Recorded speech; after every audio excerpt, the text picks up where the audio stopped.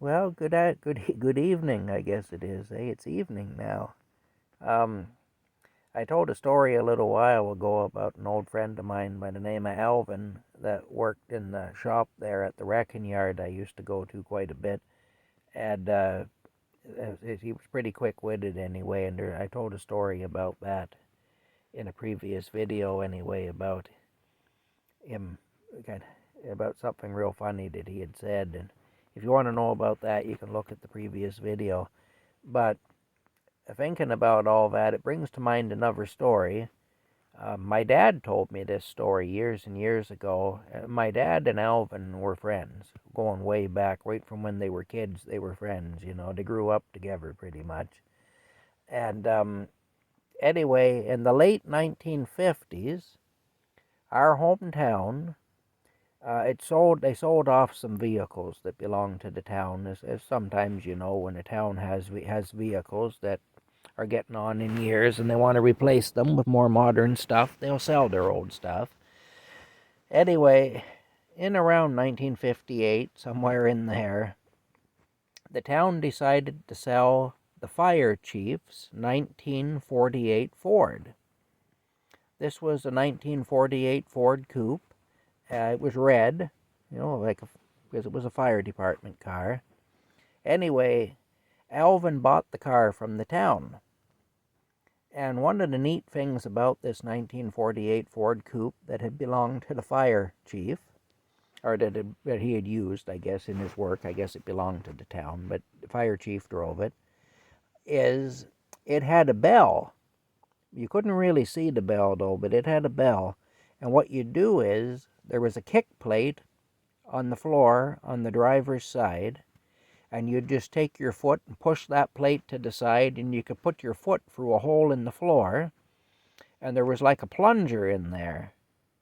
And you would basically step on that plunger, and you'd just pump the plunger up and down, and it would make a bell ring. And it was loud. It would go clang, clang, clang, clang, clang, and it was really loud. And the idea was if the fire chief was on his way to a fire, and he got some slowpoke in front of him that wasn't moving to get out of his way, he'd just start ringing the bell, clang, clang, clang, clang, clang, and, they'd pull off to the side. Or if he was coming to an intersection, he didn't want to have to come to a complete stop at an intersection if he didn't have to, so he'd go clang, clang, clang, clang, clang, and then everybody would know, okay, the fire chief is coming through.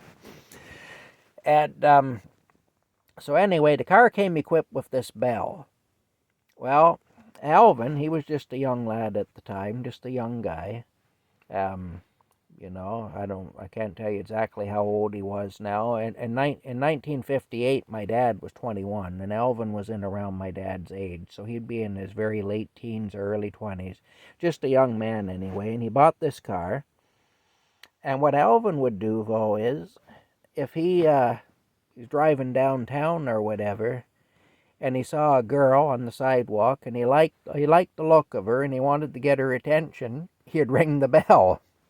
Of course, it'd startle people and everything too. Everybody be turning and looking, but it would get the girl to turn and look. He could get her attention that way. So anyway, he would do that. He'd kick the kick plate to the side, and he'd pump up and down on that plunger and ring the bell, clang, clang, clang, clang, clang. And of course, the girl that he was interested in, she'd turn around and look at him, so he'd get her attention.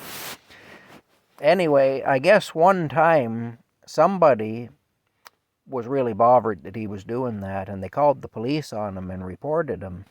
So he got pulled over, and the cop said to him, you've been ringing that bell, you've been bothering people, you can't be doing that, and I'm going to charge you.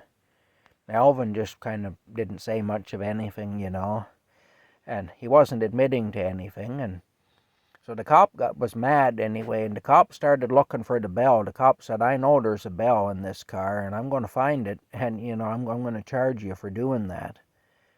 Anyway, the cop searched the car. He couldn't figure out how it worked or where it was or anything, so he couldn't charge Alvin, but he was mad. And he told him, he said, if I ever see you do that, I'm going to charge you, because you can't be doing that.